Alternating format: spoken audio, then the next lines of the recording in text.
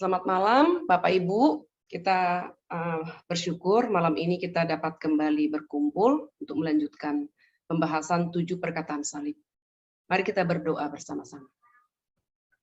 Bapak di surga, kami berterima kasih karena malam ini kami boleh kembali mendapatkan anugerah Tuhan, kesempatan dipertemukan, dikumpulkan untuk melanjutkan pembahasan 7 perkataan salib. Kami sungguh bersyukur ya Tuhan, diberikan kesempatan untuk memikirkan dan mempelajari 7 perkataan salib yang agung. Dan biarlah 7 perkataan salib ini boleh menggugah jiwa kami, mempertobatkan kami, dan membawa kami seumur hidup kami bersimpu di kaki salib Tuhan, dan hanya meninggikan Kristus saja di dalam seluruh hidup kami, baik di dalam panggilan kami di tengah-tengah keluarga, panggilan dalam pendidikan, panggilan dalam gereja, juga panggilan dalam masyarakat. Sertailah dan berkatilah pembahasan pada malam hari ini, perkataan Yesus di atas kayu salib yang kedua. Biarlah Kristus ditinggikan, dipermuliakan di dalam seluruh waktu pembelajaran kami. Dengarlah doa kami, dalam nama Tuhan kami, Yesus Kristus, Tuhan dan Juru Selamat kami yang hidup. Kami berdoa dan bersyukur. Amin. Amin. Minggu lalu kita sudah belajar perkataan yang pertama, malam ini kita akan masuk ke dalam perkataan yang kedua, yaitu hari ini juga engkau akan bersama aku di Firdaus. Mari kita membuka Alkitab bersama-sama dari Lukas pasal 23, ayat 33 sampai ayat yang ke-43. Saya akan membacakan untuk kita, Bapak Ibu Saudara dapat mengikutinya dari rumah masing-masing. Lukas pasal 23 ayat 33 sampai 43. Yesus disalibkan. Ketika mereka sampai di tempat yang bernama Tengkorak, mereka menyalibkan Yesus di situ dan juga kedua orang penjahat itu, yang seorang di sebelah kanannya dan yang lain di sebelah kirinya. Yesus berkata, "Ya Bapa, ampunilah mereka sebab mereka tidak tahu apa yang mereka perbuat." Dan mereka membuang undi untuk membagi pakaiannya. Orang banyak berdiri di situ melihat semuanya. Pemimpin-pemimpin mengejek dia, katanya, orang lain ia selamatkan. Biarlah sekarang ia menyelamatkan dirinya sendiri, jika ia adalah Mesias, orang yang dipilih Allah. Juga prajurit-prajurit mengolok-olokkan dia. Mereka mengunjukkan anggur asam kepadanya dan berkata, "Jika engkau adalah raja orang Yahudi, selamatkanlah dirimu." Ada juga tertulis di atas kepalanya, "Inilah raja orang Yahudi." Seorang dari penjahat yang digantung itu menghujat dia, katanya, "Bukankah engkau adalah Kristus? Selamatkanlah dirimu dan kami." Tetapi yang seorang menegur dia, katanya, "Tidakkah engkau takut juga tidak kepada Allah, sedang engkau menerima hukuman yang sama? Kita memang selayaknya dihukum, sebab kita menerima balasan yang setimpal dengan perbuatan kita. Tetapi orang ini tidak berbuat sesuatu yang salah." Lalu ia berkata, "Yesus, ingatlah akan aku apabila engkau datang sebagai raja." Kata Yesus kepadanya, "Aku berkata kepadamu, sesungguhnya hari ini juga engkau akan ada bersama-sama dengan aku di dalam Firdaus." Sedemikian jauh pembacaan firman Tuhan. Perkataan Tuhan Yesus yang kedua di atas kayu salib. Aku berkata kepadamu sesungguhnya, dalam bahasa aslinya itu adalah amen. Sungguh-sungguh, hari ini juga engkau akan ada bersama-sama dengan aku di dalam Firdaus. Mari kita mengikuti penjelasan kalimat yang kedua ini, Bapak Ibu. Karena ini adalah satu pengajaran, melalui kalimat yang kedua ini menjadi satu pengajaran tentang keselamatan hanya ada di dalam Kristus. Nah, manusia yang berdosa bukanlah salah kepada dirinya sendiri atau orang lain, melainkan ia berbuat salah kepada Allah. Itu sebabnya ketika Raja Daud berdosa, berzina dengan Batsyeba, lalu Nabi Nathan menegur di dalam Mazmur 51 ayat yang ke-6, Mazmur pengakuan dosa yang ditulis oleh Raja Daud menuliskan, terhadap engkau sajalah aku telah berbuat dosa dan melakukan apa yang engkau anggap jahat, supaya engkau ternyata adil dalam putusanmu, bersih dalam penghukumanmu. Sebagai guru agama, kita tahu persis dosa adalah melanggar hukum Allah. Kepada murid-murid tentu kita menjelaskan kepada mereka agar anak-anak murid kita tidak salah dalam menilai perilaku. Jadi ada pelanggaran, melanggar hukum manusia. Itu belum tentu dosa. Tetapi melanggar hukum Allah itu sudah pasti dosa. Saya sebagai kepala sekolah dan juga guru di sekolah Kristen Calvin, saya menekankan kepada guru-guru kami, kepada anak murid juga saya katakan, tata tertib di sekolah Kristen Calvin itu bukan hukum Tuhan. Kalau kamu melanggar tata tertib di sekolah Kristen Calvin, belum tentu kamu berdosa. Jadi kita harus belajar dan menekankan kepada anak-anak, baik kita sebagai orang tua di rumah, sebagai guru di sekolah, guru sekolah minggu di gereja, kita harus menekankan kepada anak, dosa adalah melanggar hukum Tuhan. Sehingga anak-anak clear ya, melihat hukum Tuhan dengan hukum manusia. Nah, dosa terbesar yang bisa dilakukan manusia adalah penghinaan terhadap utusan dari Allah, yaitu Yesus Kristus. Tidak ada dosa yang lebih besar daripada penghinaan terhadap salib dan segala sengsara yang ditanggung oleh Yesus Kristus. Tidak ada dosa yang lebih besar daripada ketidakpercayaan kepada Yesus Kristus. Alkitab mengajarkan kepada kita tidak ada satu dosa sebesar apapun yang tidak dapat diampuni oleh Yesus Kristus, kecuali dosa menghujat Roh Kudus. Dosa menghujat Roh Kudus adalah ketika kita menolak kesaksian Roh Kudus yang menyatakan karya keselamatan Kristus di atas kayu salib. Dengan kata lain, kita menolak percaya kepada Yesus Kristus sebagai Tuhan dan Juru Selamat pribadi kita. Maka itulah dosa satu-satunya yang tidak dapat diampuni. Namun sekalipun manusia mencapai klimaks dosa seperti ini, menghinakan utusan Allah, menghinakan Yesus Kristus di atas kayu salib, anugerah pengampunan Allah mencapai klimaks yang lebih tinggi ketika Kristus berkata perkataan yang pertama, "Ya Bapa, ampunilah mereka, sebab mereka tidak tahu apa yang mereka perbuat." Jadi orang-orang yang telah mengangkat tangannya, menaikkan Yesus ke atas kayu salib, dosa mereka pun, kalau mereka percaya kepada Yesus, dosa mereka diampuni. Dan malam ini kita akan belajar bersama-sama. Satu di antara dua penjahat, yang semula dua-dua penjahat itu juga mengolok-olok Tuhan Yesus. Para prajurit yang menangkap Yesus dari Taman Getsemani, menyiksa, mencambuk, menyesah, mempermain-mainkan, pun jikalau mereka percaya kepada Yesus akan diselamatkan. Alkitab mencatat ada kepala dari prajurit itu setelah peristiwa perkataan salib yang dia lihat, dengar langsung di bawah kaki salib itu. Dikatakan orang ini bukan manusia biasa.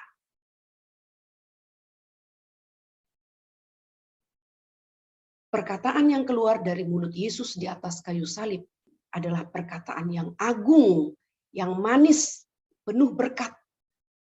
Dua penjahat di kanan dan di kiri Yesus, mereka mengeluarkan apa yang menjadi isi hati mereka, kepahitan, kemarahan. Pada saat mereka di atas kayu salib, mereka tumpahkan.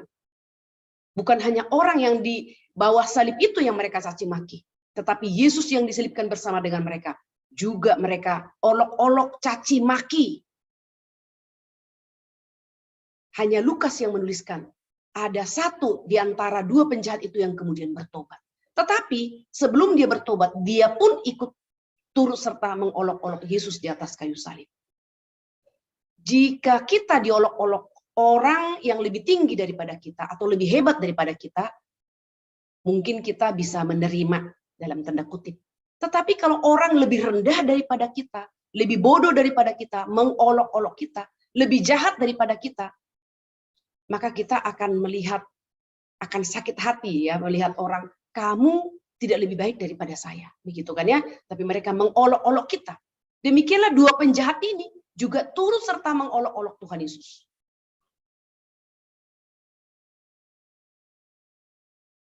Tetapi Yesus tidak mengeluarkan kata-kata kutuk, umpatan, sungut-sungut, ataupun keluhan, melainkan pengampunan. Kalimat yang pertama langsung menunjukkan satu kontras, perbedaan antara Yesus yang naik ke atas kayu salib dengan semua orang pendosa, penjahat yang pernah dinaikkan ke atas kayu salib. Dan saya percaya sudah ada ratusan ribuan orang yang sudah naik ke atas kayu salib dihukum oleh orang Romawi. Dan para prajurit-prajurit itu, mungkin mereka sudah banyak menaikkan orang ke atas kayu salib. Dan mereka tidak pernah mendengarkan kata-kata pengampunan, kata-kata yang agung, yang manis, yang indah keluar dari mulut orang yang disalibkan. Itulah yang membedakan manusia berdosa di atas kayu salib dengan anak Allah di atas kayu salib. Sebelum anak Allah naik ke atas kayu salib, salib adalah simbol, tanda yang sangat memalukan. Karena di atas kayu salib manusia itu sungguh dipermalukan. Menurut tradisi, tidak satu helai menutup tubuh daripada orang yang disalibkan. Berarti dia sudah mengalami kesakitan, tetapi juga rasa malu karena menjadi tontonan.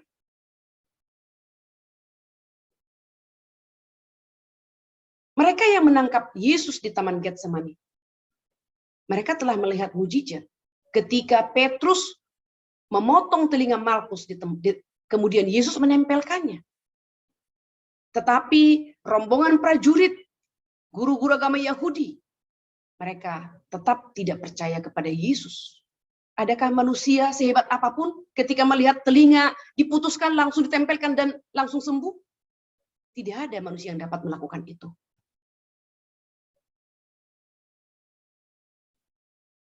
Para prajurit itu hanya mereka hanya berpikir, menjalankan tugas, tangkap. Mata mereka tetap buta, telinga mereka tetap tuli, pikiran mereka tetap gelap. Mereka hanya berpikir, kami menjalankan tugas, menangkap Yesus. Mereka tidak peduli siapa Yesus. Mereka sudah melihat. Dan saya pikir sebelum mereka melihat sesuatu yang sangat nyata di Taman Getsemani, tentu para prajurit ini juga, kalau mereka tinggal bertugas di Yerusalem, mereka sudah mendengar 3,5 tahun Yesus melayani, membuat banyak mujizat. Dan saat Yesus ditangkap, Yesus sudah menjadi orang yang sangat terkenal. Ketika Yesus masuk ke Yerusalem, orang-orang di Yerusalem mengeluh-elukan dia, Hosana, Hosana, Hosana.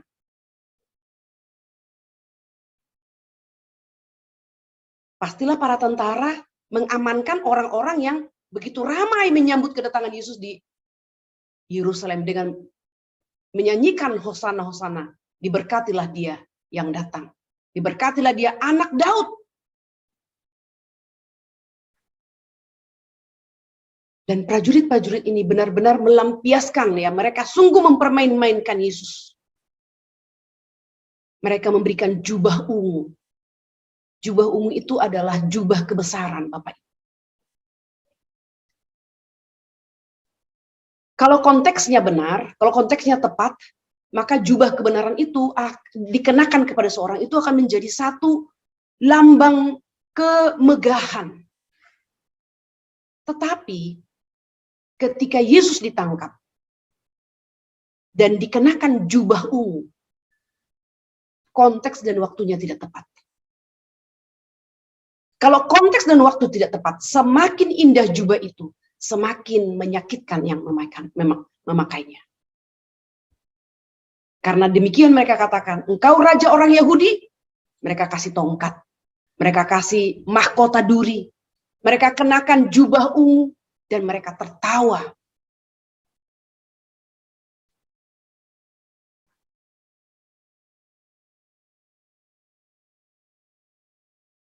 Mereka menancapkan mahkota duri ke kepala Yesus. Seolah-olah mereka menahbiskan Yesus menjadi raja orang Yahudi. Tetapi di mata mereka, Yesus adalah raja yang dihinakan.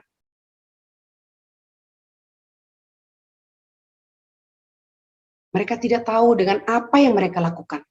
Bahkan ketika jubah Yesus, baju Yesus mereka bagi-bagi dengan melemparkan undi. Semua itu telah dinubuatkan. Dan mereka telah turut serta menggenapkan apa yang telah dinubuatkan. Pakaiannya dibagi-bagi. Jubahnya diundi. Dengan tubuh Yesus yang telah disesah, dicambuk. Darah mengalir dari kepala sampai ke kaki. Sampai tidak dapat lagi dikenali rupa yang utuh. Pun itu sudah dinubuatkan di dalam Yesaya. 700 tahun sebelum Yesus naik ke atas kayu salib. Yesaya telah menubuatkan akan hal itu. Para imam-imam mengolok-olok dia. Para imam-imam berkata, dia yang ingin merubuhkan bait Allah dan membangunnya dalam 3 hari. Dirinya sendiri tidak bisa dia selamatkan. Penjahat di sebelahnya juga mengolok-olok dia. Padahal mereka menerima hukuman yang setimpal dengan perbuatan mereka. Sedangkan Tuhan Yesus tidak melakukan kejahatan sehingga harus disalibkan bersama-sama dengan mereka. Malam ketika Yesus diadili 3 kali.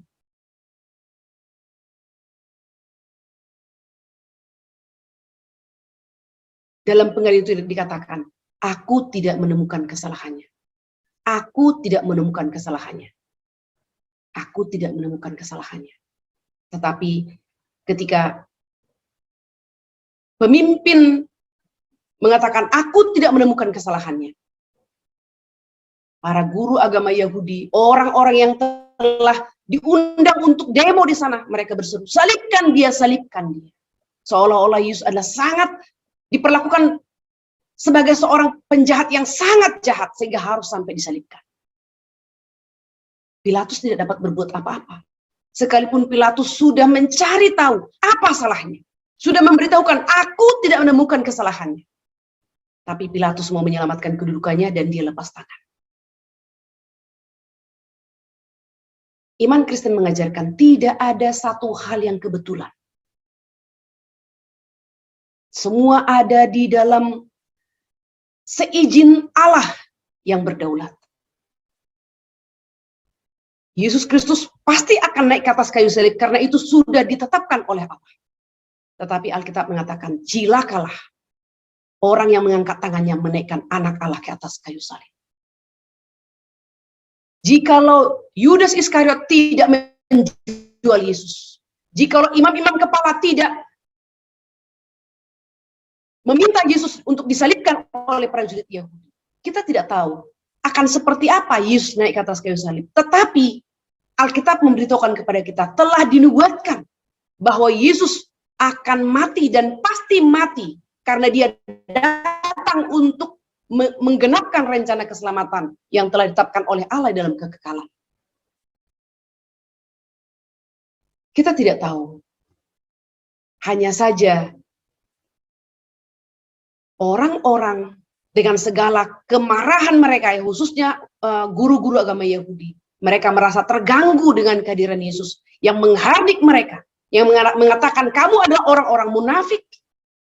Kamu begitu setia dengan seremonial-seremonialmu, tetapi hatimu jauh dari Tuhan. Mulutmu mengucapkan doa-doa, tetapi hatimu jauh daripada Tuhan. Engkau seperti kubur di labur putih. Di luar nampak indah, di dalam busuk dan kerangka. Wah, mereka tidak bisa menerima teguran itu. Maka mereka mulai melakukan siasat, mencari kesalahan Yesus, dan melakukan fitnah. Mereka tidak mencari data yang sesungguhnya. Mereka hanya mengutip kalimat dan perkataan Tuhan Yesus. Lalu mereka mencatat dan itu dituduhkan kepada Yesus. Apakah Yesus salah kalau mengatakan kepada orang yang berdosa, dosamu diampuni? Karena Yesus adalah Allah. Tapi mereka mengatakan, engkau telah menghujat Allah Ketika engkau berkata, dosamu telah diampuni. Hanya Allah yang dapat mengampuni dosa. Itu benar. Tapi mereka tidak mau menerima Yesus adalah Allah. Yesus adalah Mesias yang dijanjikan. Maka dengan kekerasan hati mereka, mereka telah memutuskan harus menyingkirkan Yesus, harus mematikan Yesus, supaya mereka bisa dengan leluasa menjalankan agama dan tradisi mereka. Mereka tidak ditegur, mereka tidak dihardik, mereka bebas hidup di dalam kemunafikan. Di dalam Yesaya 53 ayat 9, Yesaya telah menubuatkan, matinya pun di antara penjahat. Jadi tidak ada yang kebetulan. Dua penjahat yang disalib bersama dengan Tuhan Yesus. Itu juga menggenapkan apa yang telah dinubuatkan oleh Yesaya 700 tahun sebelum Yesus disalibkan. Matinya di antara penjahat. Pertanyaannya adalah, mengapa orang-orang ini tidak bisa melihat kemuliaan Allah di dalam diri Yesus Kristus? Para imam-imam kepala telah melihat, menyaksikan, bahkan mungkin mereka juga turut serta waktu Yesus memberikan makan 5.000 orang laki-laki. Siapa yang dapat menggandakan dua ikan 5 roti?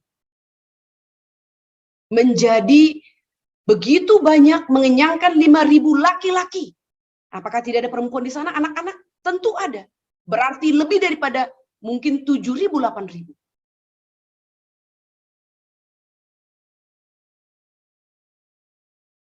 Tapi hati mereka sungguh keras. Hati batu. Maka firman yang mereka dengar dalam pengajaran Kristus itu tidak pernah jatuh dan bertumbuh dalam hati mereka.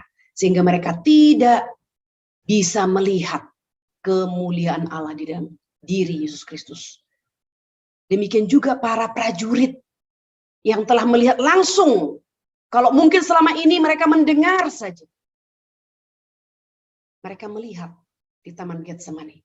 Telinga Malkus ditempelkan, disembuhkan pada saat itu juga.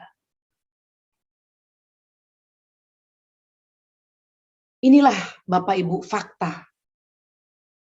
Manusia berdosa, pikirannya gelap.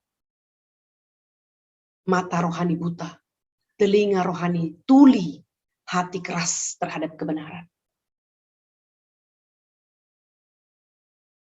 Kalau kita menyaksikan televisi, ada banyak sekali, saya pikir Bapak Ibu menyaksikan berita-berita di televisi, berita tentang kejahatan, apakah pembunuhan, pemerkosaan, perampokan. Dan ketika ditanya, mengapa kamu melakukan hal itu? Maka kita akan mendengarkan jawaban daripada orang-orang melakukan kejahatan. Saya kilaf. Pikiran saya gelap. Mata saya buta.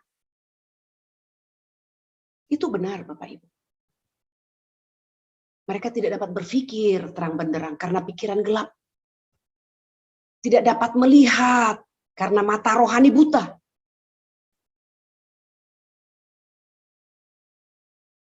Tidak dapat mendengar karena telinga rohani mereka tuli. Dan hati mereka hati batu. Itu sebabnya kita sebagai guru, kita sadar anak-anak kita itu ada anak-anak kita itu adalah manusia berdosa. Kita mengajarkan kebenaran firman Tuhan. Bagaimana agar firman itu jatuh di hati anak-anak kita, bertumbuh berakar kuat ke bawah, bertumbuh menghasilkan buah berlimpah ke atas. Maka selalu kita berdoa, kiranya Tuhan menerangi pikiran anak-anak, mencelikkan mata rohani mereka, membuka telinga rohani mereka, melembutkan hati mereka yang keras terhadap kebenaran, mengganti hati batu menjadi hati daging, menggemburkan hati mereka seperti tanah yang subur, supaya ketika benih firman ditaburkan, firman itu boleh jatuh di hati mereka, bertumbuh berakar kuat ke bawah, bertumbuh menghasilkan buah berlimpah ke atas.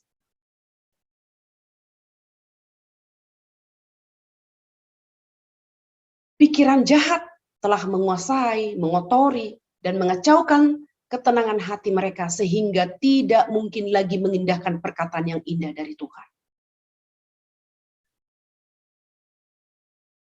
Kita sendiri sering tidak mendengar firman Tuhan dengan jelas ketika dosa menguasai kita. Saat ibadah di gereja, mendengar khotbah yang indah, tetap tidak memengaruhi hidup kita. Tetapi Roh Tuhan tidak mungkin tidak bekerja jika firman Tuhan yang sejati, yang hidup, sudah ditaburkan.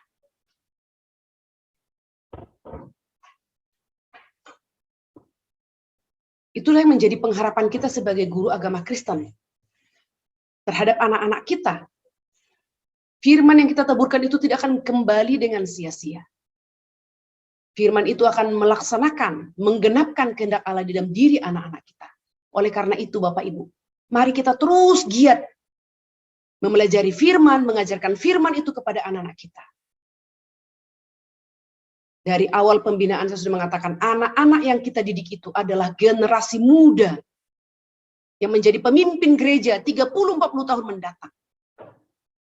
Gereja menjadi seperti apa? Itu di tangan guru sekolah minggu dan guru agama Kristen. Kalau gereja kita mengharapkan gereja menjadi kuat, maka peranan guru agama Kristen, peranan guru sekolah minggu itu sangat penting sekali. Itu sebabnya guru adalah ujung tombak pendidikan. Seperti apa Indonesia 40-50 tahun mendatang? Guru menjadi penentu. Karena guru adalah ujung tombak keberhasilan satu pendidikan. Maka panggilan kita yang sangat mulia ini sebagai guru agama Kristen, mari kita jalankan dengan penuh kegentaran. Mari kita menjadi guru-guru agama Kristen pembelajar, agar kita memiliki hak dan memiliki kuasa untuk berkata, mendorong anak-anak kita juga belajar. Karena kita sudah menjadi guru pembelajar. Perkataan penjahat yang di sebelah Tuhan Yesus berkata, jika engkau adalah raja orang Yahudi, selamatkanlah dirimu sendiri. Maksudnya turun dari salib, lalu turunkan juga kami. Teriakan ini adalah salah satu seruan dari iblis. Ini adalah konsep teologi yang salah. Ini adalah salah satu penyangkalan terhadap Kristus. Sama dengan saat Petrus menghunuskan pedangnya memotong telinga Malkus. Petrus mengira dia sedang melayani Allah, tetapi tidak sesuai dengan cara Allah. Saya pikir kita juga bisa saja melakukan hal yang sama. Kita mengira sedang melayani Allah. Tapi ternyata cara kita melayani tidak sesuai dengan cara Allah. Itu sebabnya kita perlu terus belajar firman Tuhan, agar kita tahu bagaimana seharusnya kita melayani Allah. Agar pelayanan kita itu pelayanan yang sesuai dengan kehendak Allah dan diperkenan oleh Allah. Jangan sampai kita sudah berlelah-lelah, ternyata Allah tidak berkenan atas pekerjaan kita, atas pelayanan kita. Kematian Tuhan Yesus harus terjadi karena sudah ditetapkan oleh Allah untuk menjadi tebusan bagi dosa umat pilihan. Mulai dari Kejadian 3 ayat 15, proto Injil. Allah telah menjanjikan, menubuatkan keselamatan bagi umat pilihan. Keturunan perempuan akan meremukkan kepala keturunan seular. Keturunan seular akan meremukkan tumit keturunan seperempuan. Peperangan rohani. Dan di atas kayu salib juga adalah peperangan rohani. Nanti kita akan melihat di dalam perkataan yang keempat, ketika Yesus berkata, Allahku, Allahku, mengapa engkau meninggalkan aku? Mulai jam 12 siang sampai jam 3. Golgota ditudungi oleh kegelapan. Disitulah peperangan rohani. Yesus bergumul karena dosa-dosa umat pilihan ditimpakan kepadanya. Sebelum Kristus memperoleh kemuliaan, ia harus dipermalukan. Demikian kita lihat, sebelum Yesus mengalami pemuliaan, dia juga mengalami perendahan. Mulai daripada inkarnasi, menjadi manusia, lahir lebih rendah daripada semua manusia, lahir di kandang domba. Tunduk kepada hukum, si pembuat hukum tunduk kepada hukum. Dia hidup sama seperti kita. Sampai naik ke atas kayu salib. Mati dan dikuburkan. Itu adalah tahap-tahap perendahan Kristus. Pada hari yang ketiga dia bangkit. Masuk kepada tahap pemuliaan. Dia bangkit. Menampakkan diri 40 hari. Dia naik ke surga. Duduk di sebelah kanan Allah Bapa. Dan dia akan datang untuk menghakimi yang hidup dan yang mati. Menyempurnakan iman kita yang sudah kita miliki saat ini. Itu sebabnya di dalam kekristenan tidak ada pemuliaan tanpa perendahan. Siapa kita? Anak Allah saja harus mengalami perendahan terlebih dahulu, baru mendapatkan kemuliaan. Kita tidak lebih daripada anak Allah.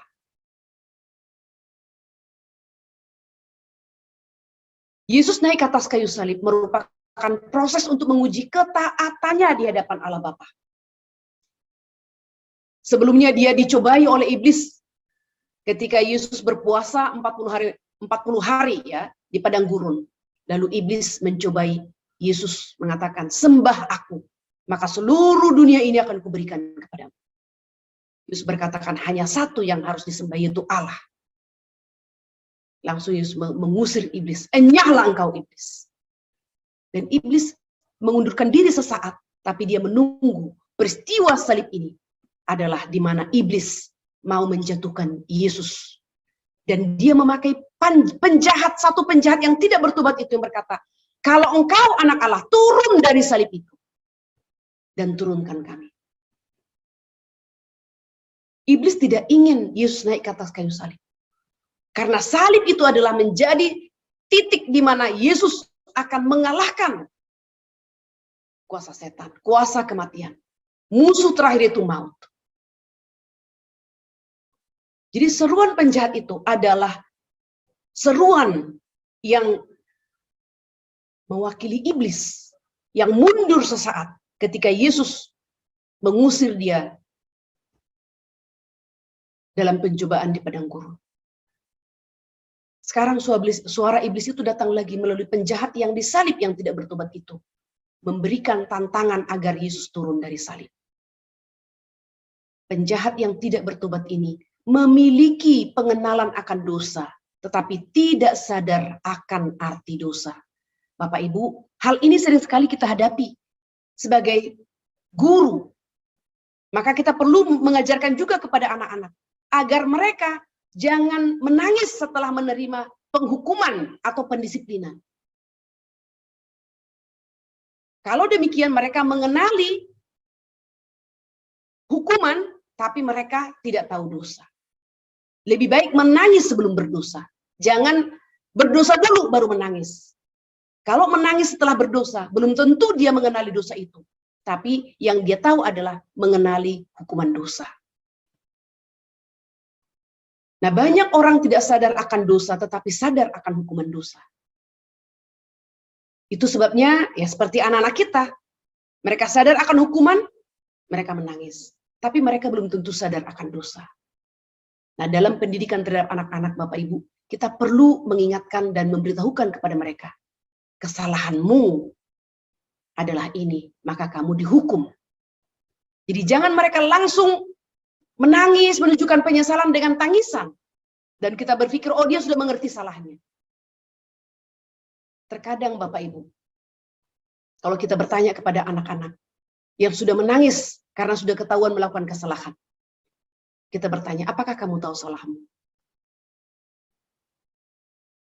Terkadang mereka tidak mengetahui salah mereka di mana.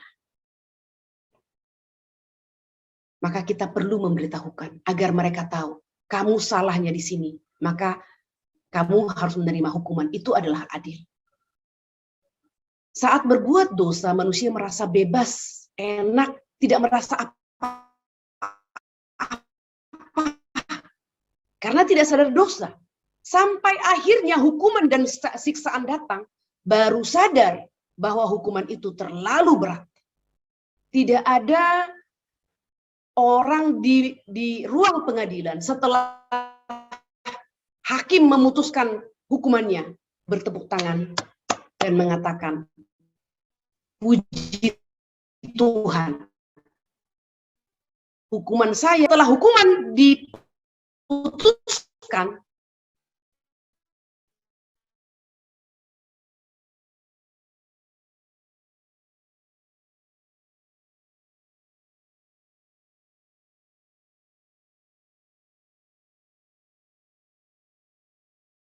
maka orang penjahat, ya kita bicara penjahatnya, berat-beratnya yang besar-besarnya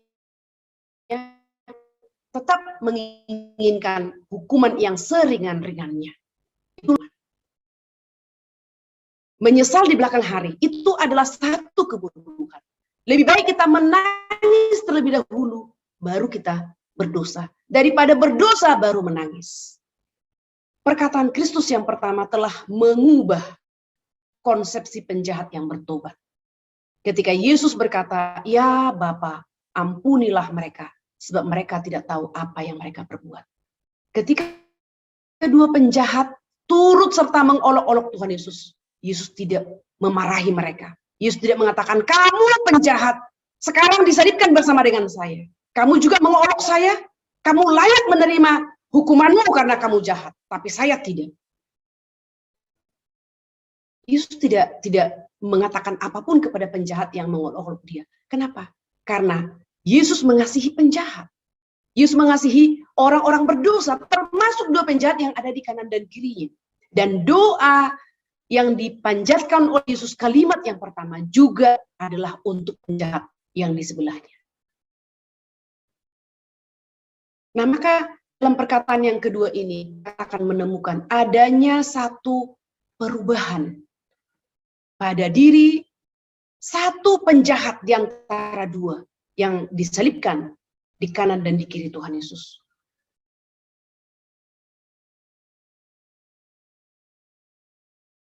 Siapa yang menyadarkan dia? Bapak Ibu, setiap perkataan yang keluar dari mulut Yesus adalah firman. Maka ketika Yesus mengucapkan kalimat yang pertama di atas kayu salib, ya Bapa, inilah mereka, sebab mereka tahu apa yang mereka perbuat. Itu adalah firman yang keluar dari firman yang menjadi daging. Di mana firman diberitakan Roh Kudus bekerja, menginsafkan manusia akan dosa. Iman yang sejati timbul melalui pendengaran akan Injil Kristus. Tentu hari itu Roh Kudus bekerja pada diri penjahat itu. Si penjahat yang bertobat itu sadar. Setiap gerakan di atas kayu salib itu akan menambah kesakitan. Tetapi di tengah-tengah kesakitan itu dia memalingkan wajahnya, melihat kepada Yesus sambil menangis. Karena dia telah menemukan penghiburan dan kepuasan cinta yang dicarinya selama ini. Kedua tangannya tidak bisa menghapus air matanya yang mengalir. Di tengah kepecikan, kesedihan, kesengsaraan, kefasikan, ia melihat wajah Yesus yang penuh dengan kasih, penuh dengan keadilan, keberanian, kebijaksanaan, dan rahmat Allah saat mendoakan orang berdosa. Dan saat ini tidak pernah terjadi pada orang lain. Perkataan Tuhan Yesus yang pertama telah mengubah konsepnya yang semula. Beberapa hal yang terjadi pada perampok yang bertobat itu. Yang pertama adalah dia mengubah arah. Ayat yang ke-40. Ayat 39. Seorang dari penjahat yang digantung itu menghujat dia, bukan kau adalah Kristus, selamatkan kami. Takut juga ada Allah, sedang engkau menerima hukuman yang sama. Bapak Ibu, kita semua telah terhisap di dalam dosa Adam yang pertama.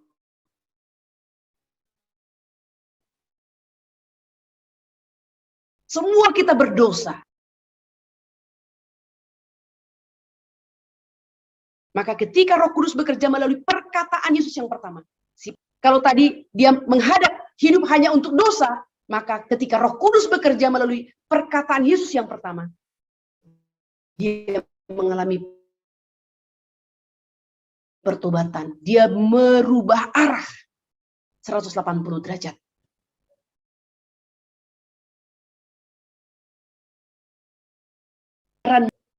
Jadi perampok ini mengalami pertobatan dan dia berubah arah.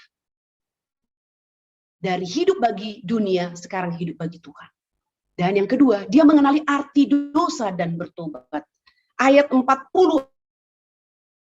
41 dikatakan, tidakkah engkau takut? Sebab kita menerima balasan yang setimpal dengan perbuatan kita. Tetapi orang ini tidak berbuat sesuatu yang salah. Bapak Ibu lihat, si penjahat yang bertobat ini, dia mengenali arti dosa. Kita layak, kita menerima hukuman yang setimpal. Tapi orang ini adalah satu kesadaran yang luar biasa Bapak Ibu. Dikatakan, tetapi orang ini tidak berbuat sesuatu yang salah. Berbahagialah orang yang mengerti dosa dan bertobat. Bukan tidak mengerti dosa, tetapi mengerti hukuman. Yang berbahagia adalah orang mengerti dosa. Maka kalau kita mengerti dosa, kita akan bertobat. Lalu dia menerima karya Kristus. Yesus naik ke atas kayu salib untuk menjadi tebusan bagi banyak orang. Maka dia berkata kepada Yesus di dalam ayat yang ke-42. Lalu ia berkata, Yesus, ingatlah akan aku apabila engkau datang sebagai raja. Ingatlah akan aku. Si penjahat ini tahu hitungan jam dia bersama Yesus akan mati. Tetapi dia melihat Yesus yang disalib bersama dengan dia. Yesus adalah Allah. Bahkan si penjahat ini tahu Yesus adalah raja di atas segala raja. Karena dia berkata, ingatlah akan aku ketika engkau datang sebagai raja. Karena dia menerima karya Kristus, maka dia mendapatkan pengampunan. Tadi kita sudah membahas di slide yang sebelumnya. Dosa yang tidak dapat diampuni adalah dosa tidak menerima karya Kristus di atas kayu salib. Tidak percaya kesaksian Roh Kudus. Dan yang keempat, perampok yang bertobat ini adalah imannya tertuju kepada Yesus Kristus. Bapak Ibu, agama-agama mengklaim ya agama yang beriman, tetapi hanya iman kepada Kristus adalah iman yang menyelamatkan, adalah iman yang sejati. Iman yang objeknya Kristus adalah satu-satunya iman yang memberikan hidup yang kekal. Dan si penjahat yang bertobat ini menunjukkan imannya kepada Kristus, atau objek imannya adalah Kristus. Itu sebabnya Bapak Ibu di dalam ayat yang ke-42 ya dia katakan, ingatlah akan aku apabila engkau datang sebagai raja. Dia sungguh percaya Yesus yang mati ini adalah Allah yang akan datang kembali sebagai raja. Nah, iman yang tertuju kepada Yesus, disitulah Roh Kudus bekerja dalam perkataan Kristus yang pertama, sehingga menumbuhkan, menciptakan iman dalam hati si penjahat ini. Iman dalam hatinya adalah iman yang jauh lebih besar daripada iman siapapun, termasuk Paulus, Petrus, dan semua rasul. Rasul-rasul lain 3,5 tahun mengikuti Yesus, tetapi mereka pun tidak langsung bisa percaya siapa Yesus. Bahkan sampai nanti Yesus naik ke atas, sudah bangkit, dalam pembicaraan sebelum Yesus naik, mereka masih mengatakan, kapankah kerajaan Israel akan dipulihkan? Itu sebabnya pendeta Stephen Tong berkata, iman si penjahat yang bertobat ini lebih besar daripada iman Paulus, Petrus, dan semua rasul yang lain. Karena dia beriman di atas kayu salib, melihat Yesus yang ada dalam kelemahan. Hitungan jam akan mati. Apa yang diharapkan dari orang yang tersalib di atas kayu salib? Bapak Ibu, mari kita melihat beberapa alasan menjadi pertimbangan. Si perampok ini sudah menjalani pengadilan yang adil yang datang dari Allah sendiri. Dari mulutnya mengatakan, kita memang selayaknya dihukum. Sebab kita menerima balasan yang setimpal dengan perbuatan kita. Ini adalah pengakuan yang agung, pengenalan yang tepat. Kita memang selayaknya, tetapi dia. Jadi pengenalan yang tepat. Kalau kita sadar kita manusia berdosa, maka kita akan sadar kita membutuhkan pengampunan, kita membutuhkan juru selamat. Kalau kita tidak sadar kita manusia berdosa, maka kita tidak akan pernah masuk kepada kesadaran berikutnya, yaitu kita butuh pengampunan dan butuh juru selamat. Dan ini sering terjadi pada mereka yang divonis menerima hukuman pengadilan, bukan? Tidak menerima keputusan pengadilan. Kenapa? Karena tidak memiliki pengenalan yang tepat terhadap diri. Yang kedua, melalui Kristus yang tabah, ya, si perampok ini melalui Kristus yang tabah dan menahan rasa sakit. Perampok ini mengenal sifat ilahi Kristus. Kesakitan yang dialami oleh dua penjahat itu persis sama kesakitan itu dialami oleh Kristus. Dan mereka sakit lalu berteriak-berteriak, mencaci maki, mengutuki. Tetapi Yesus diam. Diam. Dan ketika membuka mulut, langsung perkataan yang pertama, doa kepada semua orang berdosa. Maka di atas kayu salib, si penjahat yang bertobat ini mengenali sifat ilahi Kristus. Bapak Ibu, betapa sulit mengubah konsep orang Yahudi terhadap Yesus. Mereka sudah menyaksikan banyak mujizat, tapi tetap mereka melihat Yesus adalah penghujat. Dan orang menghujat Allah layak dirajam, layak dimatikan. Dan hukuman Yesus khusus mereka berikan adalah salib. Seharusnya kalau mereka mengklaim, kalau mereka menuduhkan Yesus adalah menghujat Allah, dosanya adalah dirajam batu.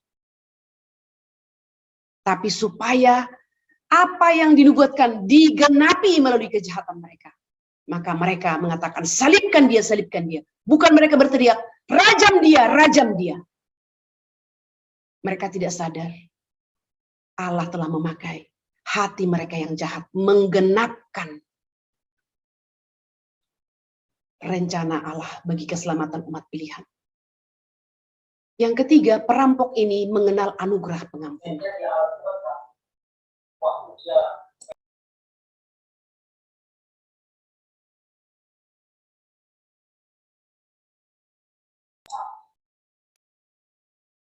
Ketika Nikodemus datang pada malam hari menghadap Yesus, Nikodemus pun tidak mengenal Kristus sebagai Tuhan. Nikodemus hanya berkata, guru yang baik, tentu engkau disertai oleh Tuhan, atau engkau berasal daripada Tuhan. Kuasa yang ada padamu berasal daripada Tuhan. Sampai Yesus menginjili Nikodemus, engkau harus dilahirkan kembali. Karena kalau manusia tidak dilahirkan kembali, mereka tidak akan dapat melihat kerajaan Allah.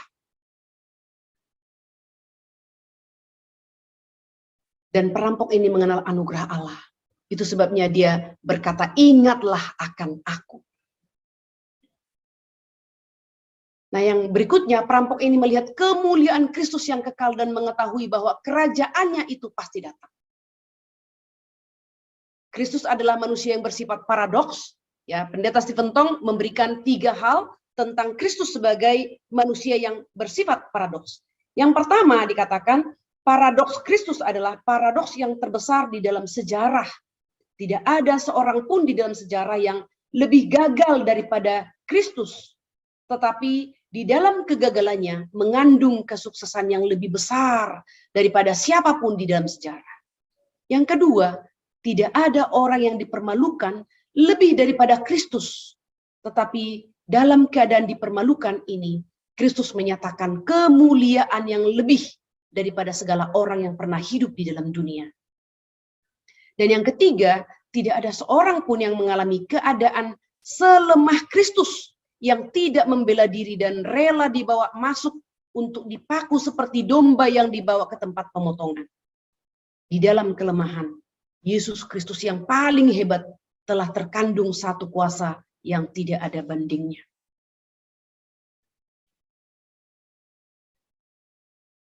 Penjahat yang bertobat ini menembusi kelemahan Kristus sehingga ia beriman kepada kemuliaan. Ia melihat Kristus yang mengalami keadaan dipermalukan tetapi menuju kepada kemuliaan. Kristus yang mengalami kelemahan tetapi menuju kepada kuasa yang besar. Paulus berkata, jika Allah itu bodoh, maka kebodohan Allah jauh lebih besar daripada kepandaian manusia. Jika Allah itu lemah, maka kelemahan Allah itu jauh lebih perkasa daripada kekuatan manusia. Salib menjadi tanda yang memalukan bagi orang yang tidak percaya, tetapi salib menjadi satu tanda yang mulia bagi setiap orang yang ditebus. Sejak Yesus naik ke atas kayu salib, salib itu tidak lagi menjadi tanda yang memalukan bagi seluruh umat manusia. Salib itu menjadi tanda kemuliaan. Keadaan paradoks ini yang menjadi titik permulaan bagi perampok ini untuk menjadi beriman kepada Kristus. Maka dia berkata, Yesus, ingatlah akan aku apabila engkau datang sebagai Raja. Dan Yesus menjawab dalam kalimat yang kedua, amin, sungguh-sungguh aku berkata kepadamu, sesungguhnya hari ini juga engkau akan ada bersama-sama dengan aku di Firdaus. Ini membuktikan satu hal Bapak Ibu. Dari kalimat ini, nanti beberapa hal lagi kita akan belajar. Satu hal, ketika manusia berdosa, ketika manusia mati, maka rohnya akan kembali kepada Tuhan. Orang percaya akan langsung bersama dengan Tuhan Yesus dan tubuh kembali ke tanah. Jadi tidak ada arwah orang mati bergentayangan. Yesus berkata, hari ini, sesuatu yang sangat pasti, hari ini. Karena hari itu Yesus bersama dengan penjahat itu akan mati. Hari ini, engkau akan ada bersama dengan aku di Firdaus. Salib Kristus yang bersinar sekarang mengeluarkan cahaya yang kedua. Cahaya pertama adalah cahaya pengampunan dosa. Cahaya yang kedua adalah cahaya penerimaan orang berdosa untuk kembali ke dalam kerajaan Allah.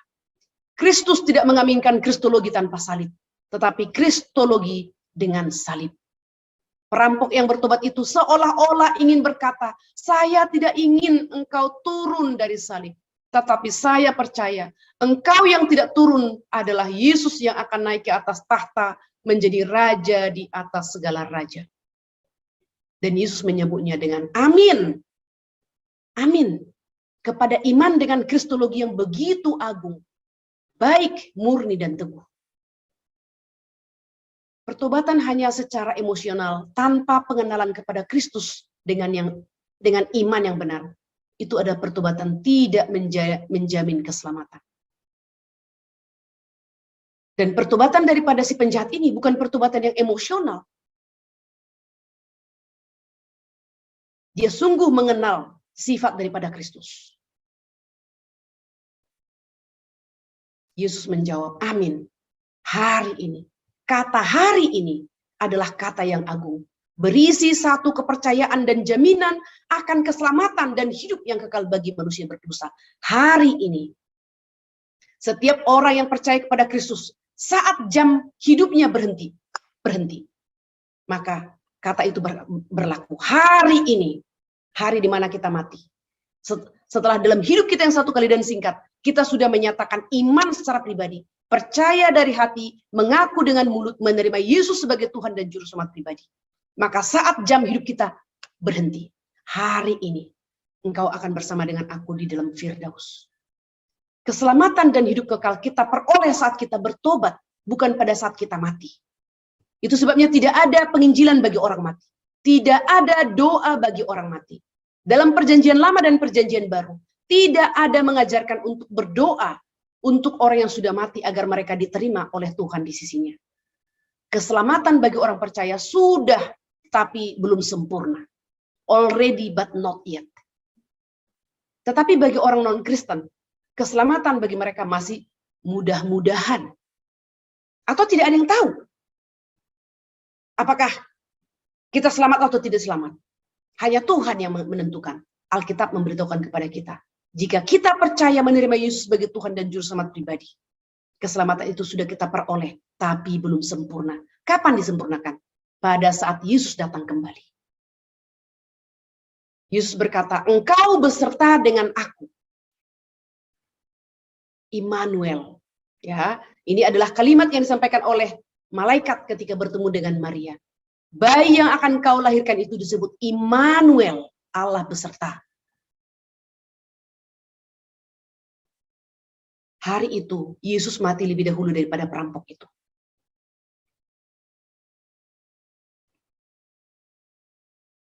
Menjelang jam 3 dikatakannya. Jadi bisa dikatakan antara jam 3 sampai jam 4, Yesus mati. Setelah Yesus mati, nanti baru perampok itu sebelum jam 6 sore, menurut tradisi agama Yahudi, tidak boleh ada orang yang disalib, digantung. Maka kaki daripada kedua penjahat itu dipatahkan. Untuk memastikan mereka mati, baru diturunkan. Nah, sebelum matahari terbenam, kaki kedua perampok itu dipotong. Dan si perampok yang bertobat itu, dia sudah tenang. Karena janji Kristus memberikan kestabilan rohani dan menahan rasa sakit yang sementara. Perkataan Yesus di atas kayu salib melawan ajaran sesat sepanjang zaman yang pernah timbul. Penjahat itu diselamatkan bukan karena baptisan atau ikut perjamuan kudus. Atau bukan karena kegiatan kerohanian dan melakukan hukum Taurat. Itu sebabnya perkataan Yesus di atas kayu salib melawan semua ajaran yang mengatakan keselamatan karena baptisan, keselamatan karena perjamuan kudus, keselamatan karena kegiatan kerohanian, keselamatan karena melakukan hukum Taurat. Itu kalau menurut orang Yahudi. Itu semua dilawan, diruntuhkan oleh perkataan Yesus yang kedua. Keselamatan adalah anugerah Allah. Si penjahat itu tidak sempat turun. Kalau dia belum dibaptis, dia tidak sempat dibaptis. Kalau dia tidak pernah ikut perjamuan kudus, dia tidak ada kesempatan perjamuan kudus. Tetapi Yesus berkata, hari ini engkau bersama dengan aku akan ada di dalam Firdaus. Sola gratia, anugerah Tuhan semata-mata. Keselamatan itu bukan iman plus, bukan iman tambah perbuatan baik, bukan. Si penjahat ini tidak sempat lagi memperbaiki diri, tidak sempat membayar kejahatan atau membalikan uang yang pernah dia rampok. Minta maaf kepada orang-orang yang telah dijahatinya. Tidak ada kesempatan. Maka benar-benar kalimat yang kedua ini menyatakan keselamatan anugerah Tuhan semata-mata. Bukan iman plus. Jika kamu beriman kepada Kristus, itulah sistem keselamatan yang sempurna. Kita diselamatkan bukan karena mencintai Tuhan, tapi karena Tuhan mencintai kita dengan anugerah cuma-cuma, namun tidak ternilai. Perkataan yang kedua ini juga melawan universalisme, yang mengatakan semua Yesus mati untuk semua orang. Perkataan yang kedua, Yesus berkata, hari ini semua orang. Ya, perkataan yang kedua itu Yesus tidak berkata, hari ini semua orang akan bersama-sama dengan aku. Hanya perampok yang percaya dan semua orang percaya kepada Kristus yang akan bersama dengan Kristus di dalam Firdaus. Jadi Bapak Ibu, Yesus tidak mati untuk semua orang ya. Jelas sekarang Yesus hanya mati untuk umat pilihan, yaitu yang percaya kepada Yesus Kristus sebagai Tuhan dan Juru Selamat pribadi. Perkataan yang kedua ini juga melawan doktrin jiwa orang mati itu tertidur. Jiwa orang percaya setelah kematian bersama dengan Allah. Beberapa jam setelah disalib, Yesus mati, lalu kemudian si penjahat itu juga mati.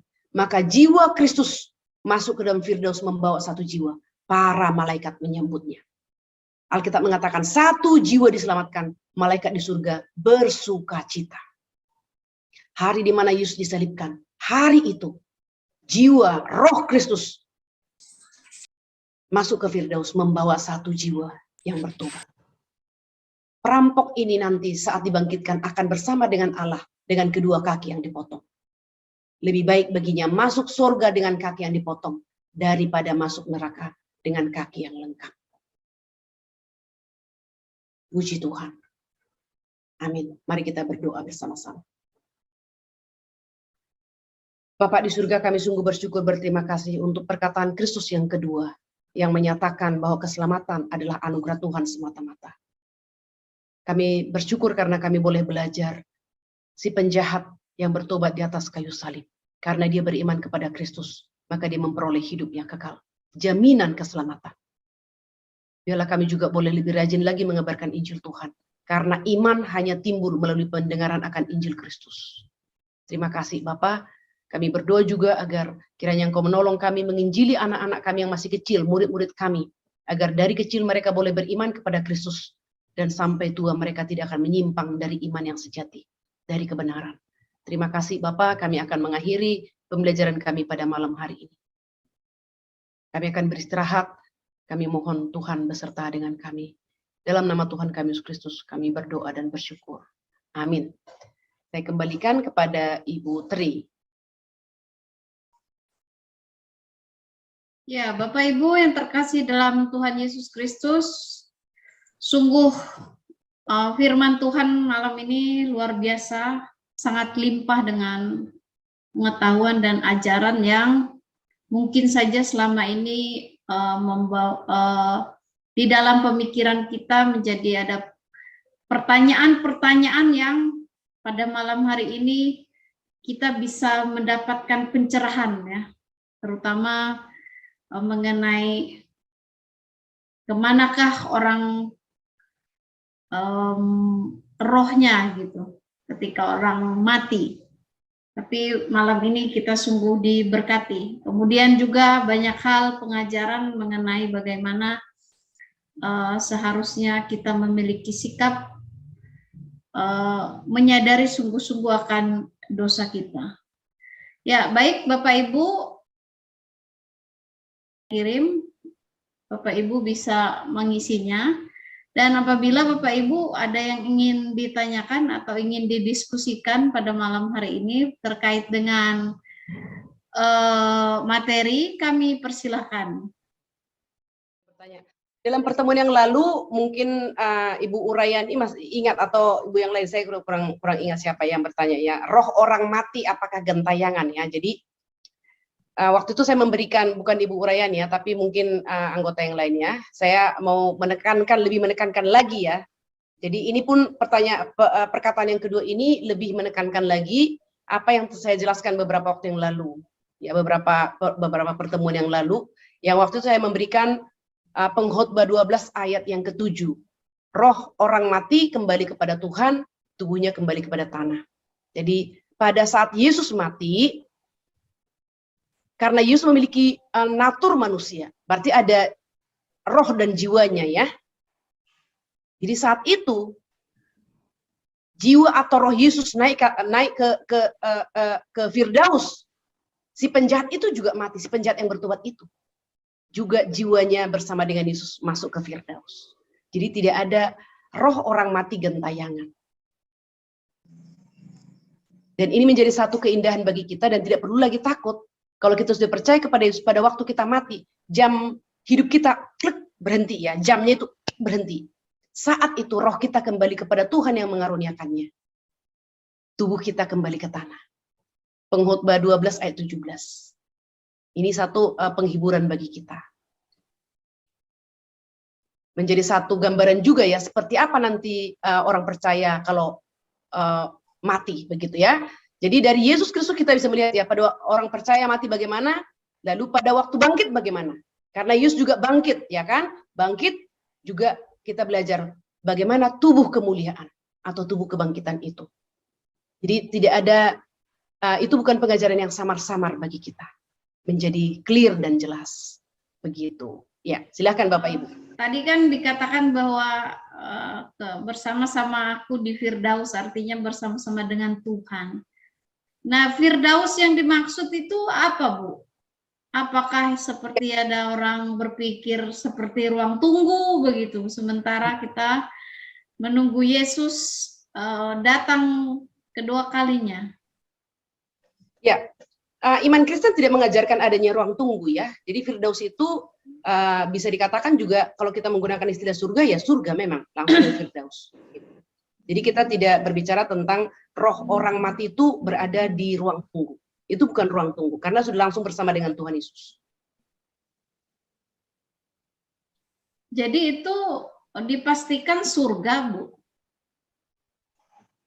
Ya, surga itu, kalau kita bicara tentang surga, Bu, itu adalah places, ya. Surga itu adalah langit dan bumi baru.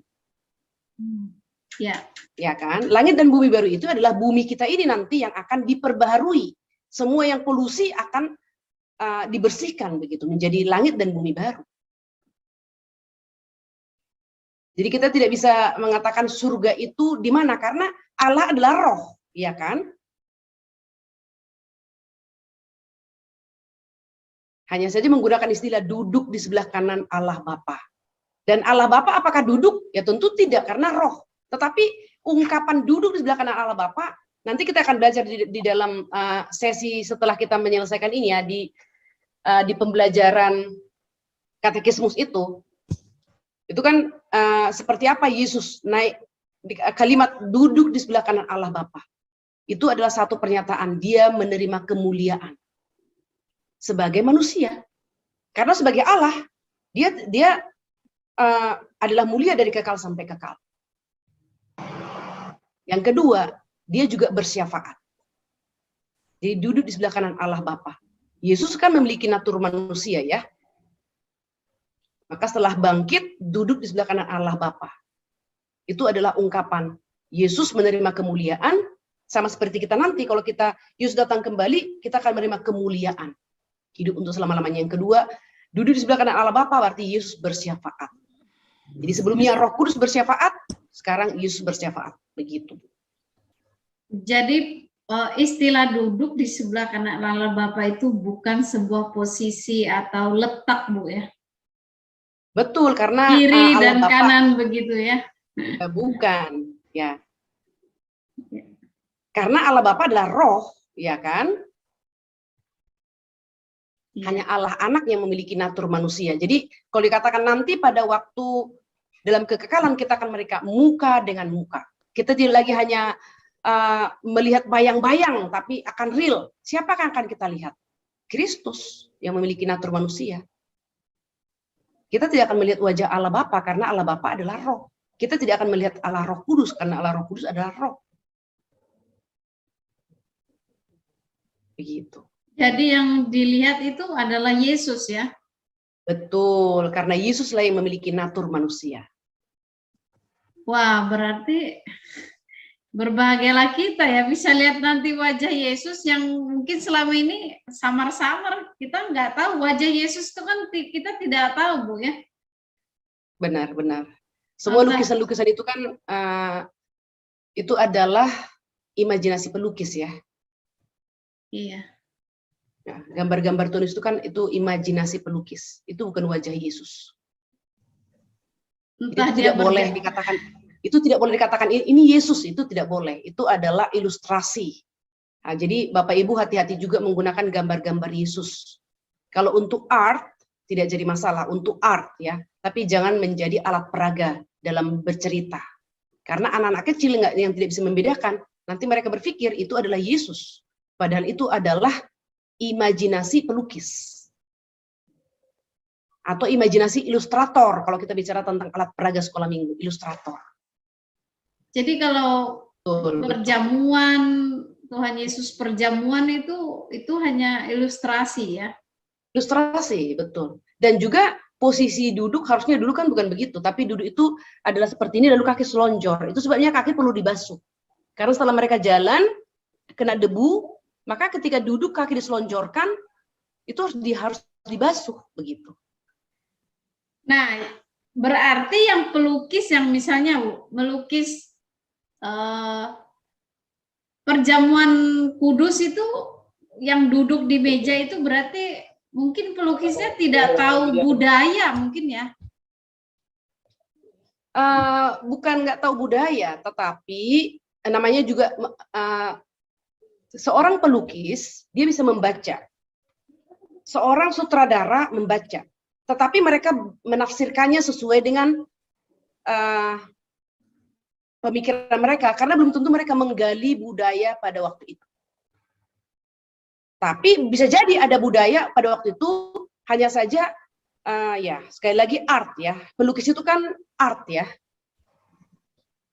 Jadi mereka tidak mementingkan originalitas berita pada waktu itu. Sama seperti film, kalau film itu diangkat dari true story, itu kan banyak bumbu, ya enggak? Karena art. Karena kalau mengikuti persis, itu mungkin garing. Gitu. Iya, kembali kepada keselamatan tadi Bu, kan ya. kalau penjahat tadi itu nggak segala baptis dan sebagainya kan diselamatkan.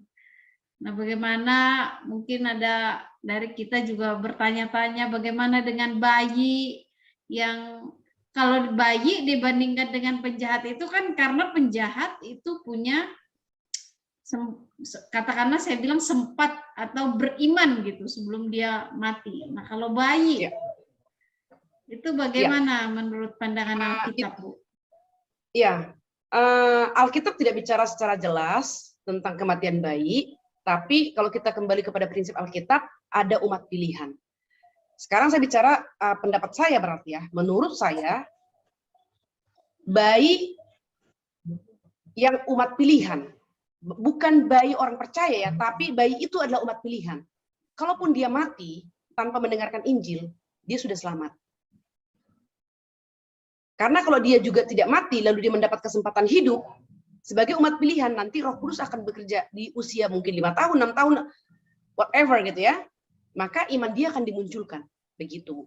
Nah, tetapi kan dikatakan iman yang sejati timbul melalui pendengaran akan Injil Kristus. Nah, bayi ini kan belum mendengar Injil Kristus gitu kan. Nah, karena dia sudah dipilih, maka saya akan mengatakan keselamatan dia adalah kedaulatan Allah. Jadi kita tidak boleh mengunci. Loh, Tuhan mengatakan iman yang sejati timbul melalui pendengaran akan Injil Kristus. Bagaimana bayi lahir, mati, diselamatkan. Nah, jadi kita harus tetap juga ada keluasan, Allah itu tidak boleh dikunci dengan satu ayat. Allah tetap berdaulat.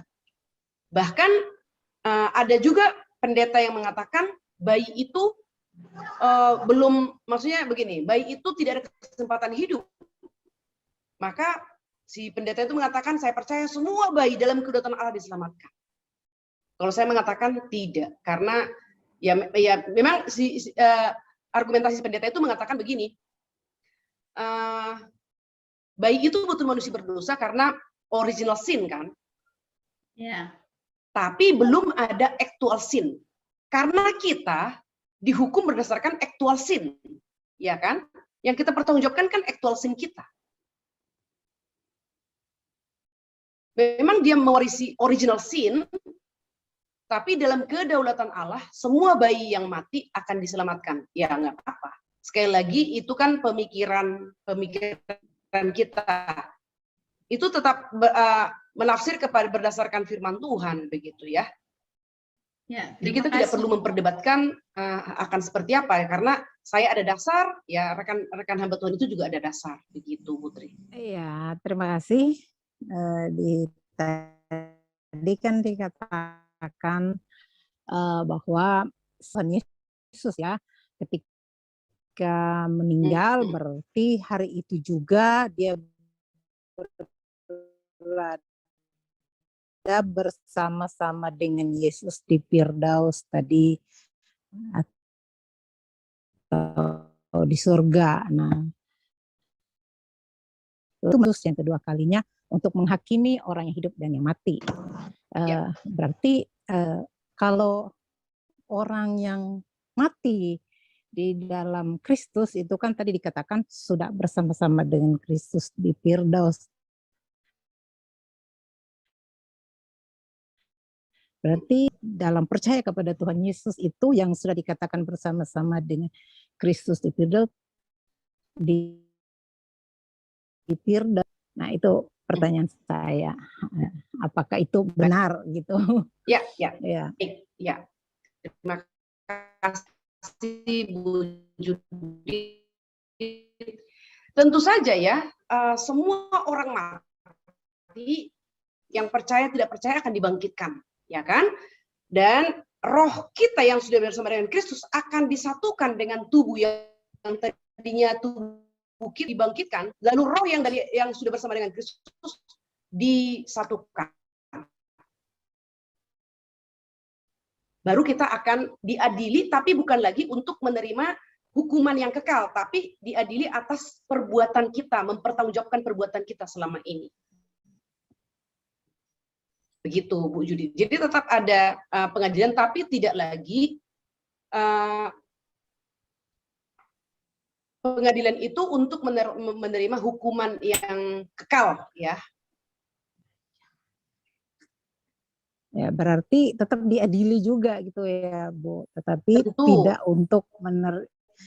tidak diadili untuk menerima hukuman, walaupun selama ini seperti penjahat tadi kan luar biasa sampai dia dihukum, berarti kan dia jahat sekali gitu kan.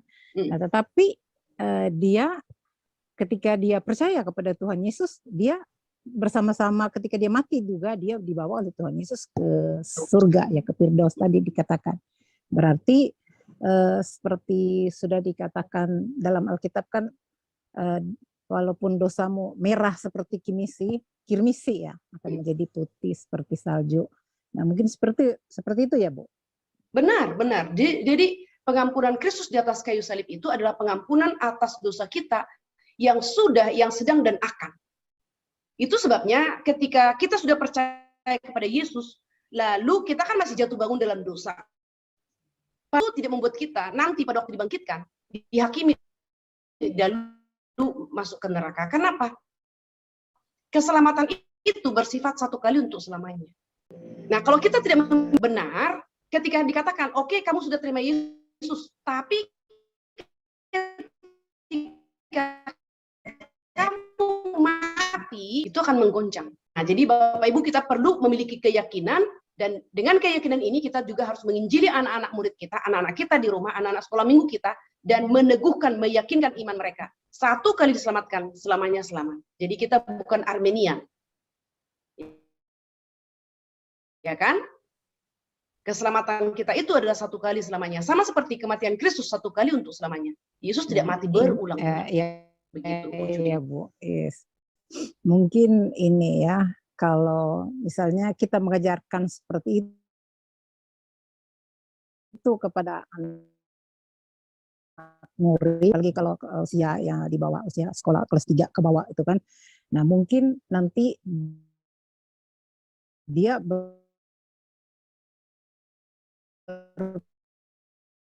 persepsi ya kan gitu ya. Tapi ya dalam hal ini mungkin kita harus lebih menegaskan kalau orang yang percaya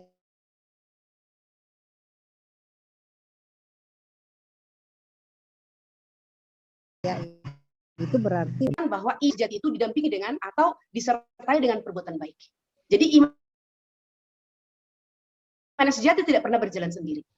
Nah, berarti setelah kita beriman kepada Kristus, kita harus lebih rajin berbuat baik untuk menyatakan iman yang sejati itu begitu. Karena iman yang sejati tidak pernah berjalan sendiri, selalu saja didampingi atau diikuti perbuatan baik. Begitu, Bu Judith. Jadi jangan seperti konsep orang Kristen ketika konsep yang salah ya. Oh begitu, kalau selamat satu kali selamat. Dan kalau kita berdosa minta ampun Tuhan ampuni. Ya sudah, kita bermain-main aja, berbuat dosa minta ampun Tuhan ampuni, berbuat dosa. Oh jangan salah. Kan makanya dikatakan jangan mendukakan Roh Kudus, jangan mematikan Roh Kudus, ya enggak? Karena kalau kita mentaati Roh, kita akan berbahagia. Tapi kalau kita mendukakan Roh Kudus itu kan berduka kan? Waktu kita percaya kepada Tuhan Yesus, Roh Kudus masuk dan tinggal dalam hati kita. Kalau kita melakukan dosa, Roh Kudus itu berduka. Kalau Roh Kudus dalam hati kita berduka, apakah kita bisa bersuka cita? Nggak bisa. Kita akan tetap ada di dalam perasaan takut, sedih, menderita, ya kan? Jadi itu yang harus kita jelaskan kepada anak-anak, supaya mereka bertumbuh dalam pengetahuan yang benar ya, jangan bertumbuh dalam pengetahuan yang salah. Seperti banyak orang Kristen yang berpikir, oh satu kali selamat, dan keselamatan tidak bisa hilang walaupun kita berdosa. Maka berdosa aja terus-menerus. Saya pikir sih kalau kita sudah sungguh memiliki iman yang sejati, maka kita juga akan mentaati Roh ya. Dan kalau Roh memimpin kita, namanya juga Roh Kudus, maka akan memimpin kita hidup dalam kekudusan, begitu. Oke, Bu, makasih ya, Bu ya. Baik, Bu Judith. Diskusinya mungkin kasih kesempatan kepada yang lain kalau ya. Ini ada pertanyaan dari Ibu Tuwining ya. Maaf Bu Happy mau menanya, mohon maaf jika mungkin sebenarnya yang akan saya tanyakan ini sudah dijelaskan karena saya kurang jelas mendengarkan. Tuhan katakan ke salah satu penjahat bahwa hari itu juga bersama Yesus di Firdaus. Lalu di jeda waktu setelah Tuhan Yesus bangkit, sebelum kenaikan Yesus ke surga, itu apakah Yesus masih belum ke surga? Karena masih menampakkan diri ke beberapa orang. Ya, oke. Terima kasih Bu Twinning ya. Nah, sekarang saya mau jelaskan. Jadi barangkali dengan pertanyaan Ibu akan membantu kita lebih jelas lagi. Betul. Jadi ketika Yesus mati, itu persis seperti kita nanti mati. Ya, waktu Yesus mati di atas kayu salib itu, perkataan yang keempat ya, perkataan yang keenam, sorry, yang ketujuh, ya Bapa, ke dalam tanganmu, rohku kuserahkan. Maka Yesus sebagai manusia mati, oke? Sama seperti kita, sama seperti si penjahat itu. Maka langsung masuk ke Firdaus. Ketika Yesus bangkit, ini pelan-pelan saya jelaskan ya Ibu Twinning ya. Ketika Yesus bangkit, rohnya dengan tubuhnya dipersatukan. Tubuh Yesus bangkit kan? Yang dari kubur, bangkit kan? Jadi roh yang tadinya di surga itu disatukan. Kembali persis sama. Tubuh kita yang sudah di tanah itu akan dibangkitkan, roh kita sudah bersama dengan Tuhan dipersatukan. Sampai di situ bisa jelas ya Bapak Ibu ya. Lalu kemudian Yesus menampakkan diri. Yesus sudah setelah bangkit, maka Yesus memiliki tubuh kemuliaan, tubuh kebangkitan, lalu dia menampakkan diri. Persis seperti tubuh kemuliaan Kristus, kita juga nanti akan memiliki tubuh kebangkitan demikian. Dan dalam tubuh kebangkitan, tubuh kemuliaan itu tidak ada lagi dosa dalam diri kita. Jadi di dalam surga, di dalam langit dan bumi baru, tubuh kita itu kita akan menghidupi dengan tubuh kemuliaan dan tubuh kebangkitan. Apakah itu jelas, Bu? Jadi ketika Yesus naik, maka sekarang kita ada gambaran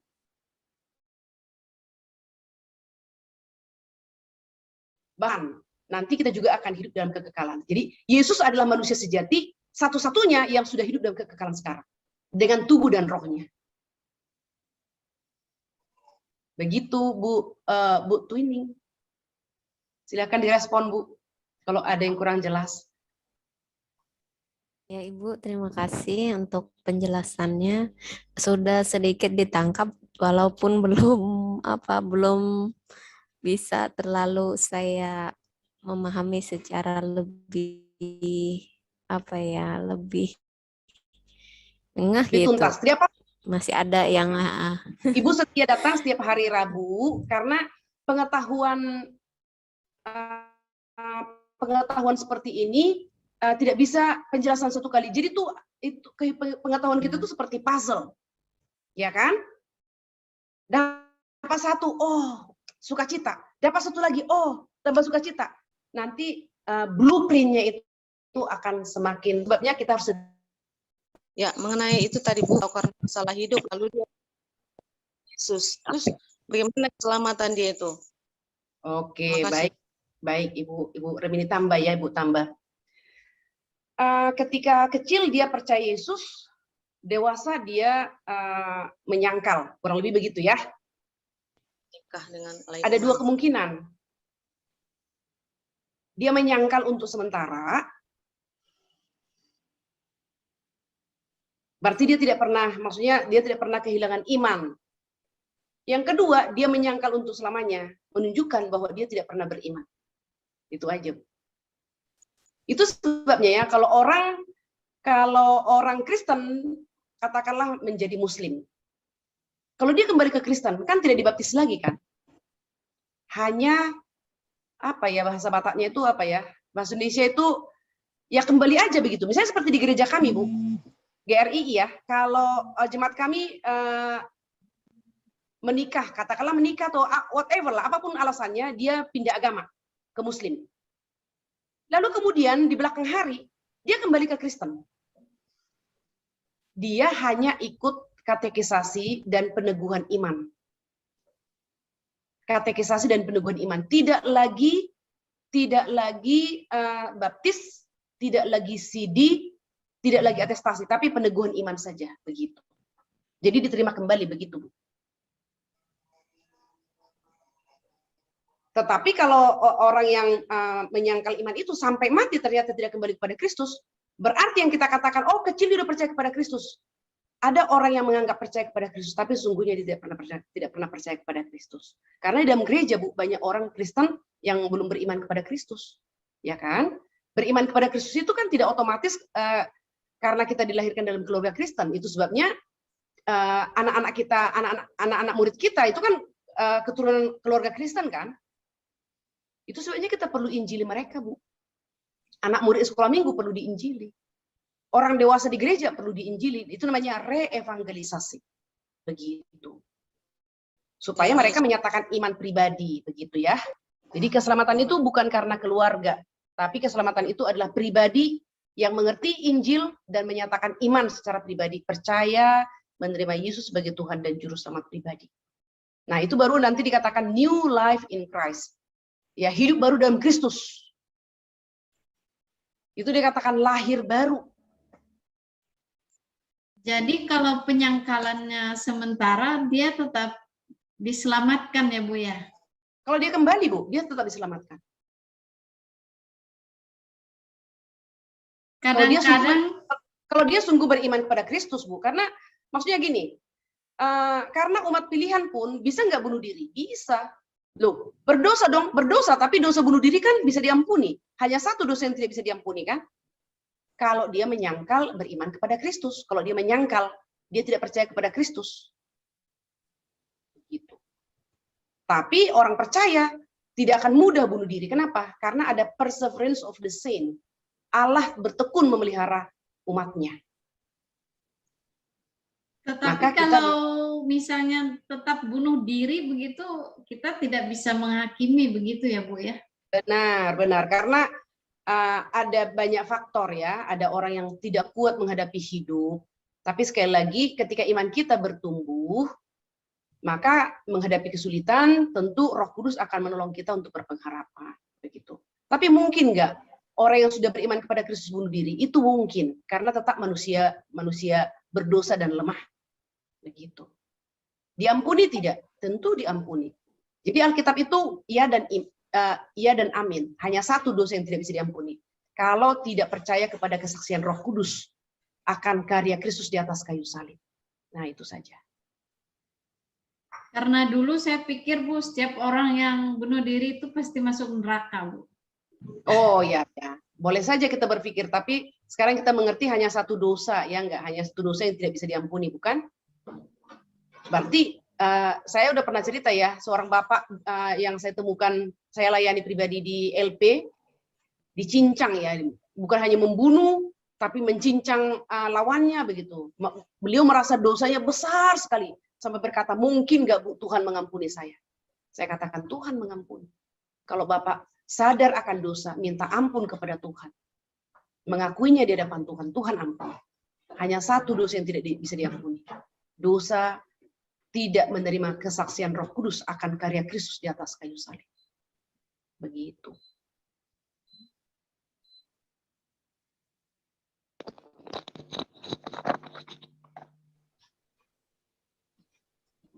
Ya. Silakan Pak Jordianto. Oh iya Bu, satu aja pertanyaan. Ya. Silakan.